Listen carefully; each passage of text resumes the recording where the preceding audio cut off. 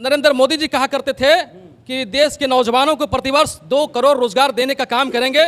आज वो कहां रोजगार देने का काम किया है। स्मृति ईरानी गैस सिलेंडर लेकर के दिल्ली की धरती पर डांस करती थी।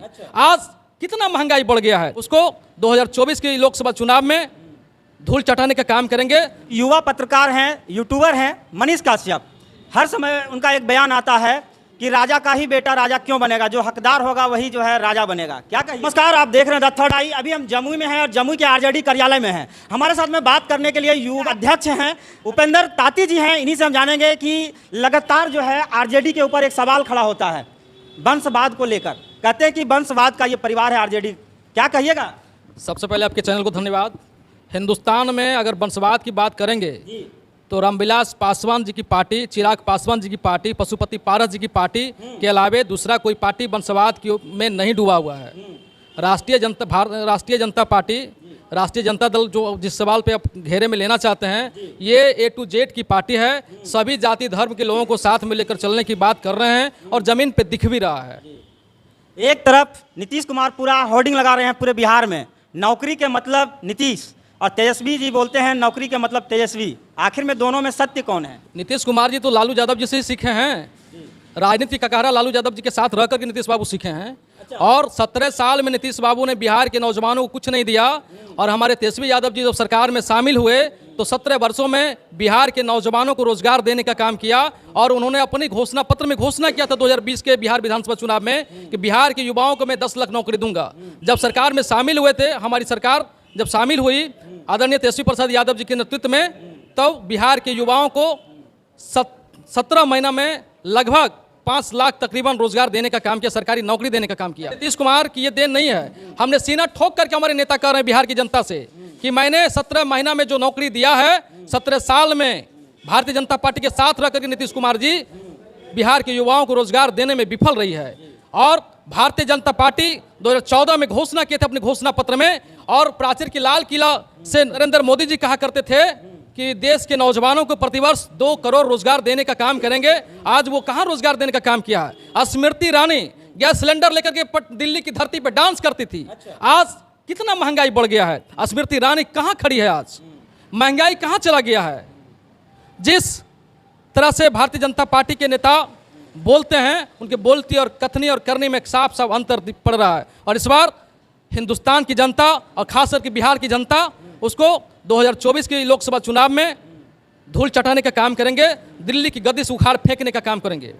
एक युवा पत्रकार हैं, यूट्यूबर हैं मनीष कश्यप, हर समय उनका एक बयान आता है कि राजा का ही बेटा राजा क्यों बनेगा, जो हकदार होगा वही जो है राजा बनेगा। क्या कहिए। मनीष कश्यप एक फर्जी यूट्यूबर है। और वो यस इसलिए कि वो फर्जी वीडियो बना करके लोगों को दिग्भ्रमित करके भाजपा के हित में काम कर रहा था। वो एजेंट के रूप में काम करता है, उसकी कोई वैल्यू बिहार में नहीं है। कहना कि कोर्ट तो हमको बरी कर दिया, अगर हम गलत है तो क्यों नहीं हमारे ऊपर से प्रक्रिया चल रही है। अभी कोर्ट फाइनल नहीं किया है, प्रक्रिया चल रही है। केस इतनी जल्दी फाइनल नहीं होती है। युवाओं की बात कौन करते हैं, रोजगार की बात कौन करते हैं। युवाओं की बात बिहार में एक नेता, हमारे पूर्व उप मुख्यमंत्री, बिहार के प्रतिपक्ष नेता आदरणीय श्री तेजस्वी प्रसाद यादव जी करते हैं। और देश में युवाओं के नेता राहुल गांधी हैं, जो युवाओं को रोजगार देने की बात कर रहे हैं। अमित शाह का कल ही एक बयान आया है कि आरजेडी और कांग्रेस तो लूट घसोट की पार्टी है। अमित शाह ने बिहार के मुजफ्फरपुर में बयान दिए थे कि नीतीश बाबू की दरवाजा बंद है। कैसे दरवाजा खुल गया। ये लोग तड़ी पार हैं, बोलते कुछ हैं करते कुछ हैं। हिंदुस्तान के आज़ाद होने के बाद, आज़ादी के बाद ये पहला गृह मंत्री है कि सबसे ज़्यादा झूठ बोलते हैं। राजनीतिक में कहा जाता है कि दरवाजा अगर बंद हो जाता है तो खिड़की खुला हुआ रहता है। अरे भैया, आप एक सम्मानित पद पे हैं, देश के बड़े पद पे बैठे हुए हैं, आपको झूठ बोलना अशोभनीय है। ऐसा झूठ नहीं बोलना चाहिए। इससे साबित होता है देश की जनता को सिर्फ ठगने और छलने का काम अमित शाह और नरेंद्र मोदी की एंड कंपनी की सरकार कर रही है। बीजेपी का जो सरकार है, क्या उसमें परिवारवाद नहीं है सर। पूरी तरह से। राजनाथ सिंह के बेटा एमएलए है कि नहीं है। अमित शाह का बेटा किस क्लास में पढ़ा था, बीसीसीआई का चेयरमैन बना है, कहाँ क्लास किया था। क्या आरजेडी की पार्टी में ऐसा कोई नेता है जो कि जीरो से उठकर जो है शिखर तक सफर किए हैं। सबसे पहले आप जानिए कि जिस समय बिहार झारखंड एक थी, आदरणीय लालू प्रसाद यादव जी राष्ट्रीय जनता दल के जो राष्ट्रीय अध्यक्ष हैं, सुरेश पासवान जी को विधायक में टिकट दे करके मंत्री बनाने का काम किए। आदरणीय लालू प्रसाद यादव जी, आदरणीय तेजस्वी प्रसाद यादव जी गरीब की बेटी को मुन्नी देवी जैसे एक दलित परिवार की बेटी को टिकट देकर के एमएलसी बनाने का काम किए। अभी उर्मिला ठाकुर को एक गरीब की बेटी है, उनको भी टिकट देकर के एमएलसी बनाने का काम किए। ऐसे सैकड़ों उदाहरण है राष्ट्रीय जनता दल के नेताओं ने जो काज करके दिखाए हैं, और गरीबों को ही हमेशा सम्मान देने का काम अगर बिहार में कोई किया है वो राष्ट्रीय जनता दल है, और आदरणीय लालू प्रसाद यादव जी हैं, आदरणीय तेजस्वी प्रसाद यादव जी हैं। दूसरा कोई नेता बिहार में नहीं है। होली के शुभ अवसर पर पूरा जिला वासियों को, विधानसभा वासियों को क्या संदेश देना चाहिएगा? सबसे पहले होली हम सब का एक अच्छा त्यौहार है। हम सब लोग अच्छा से होली मनाएंगे। रमज़ान का भी महीना चल रहा है।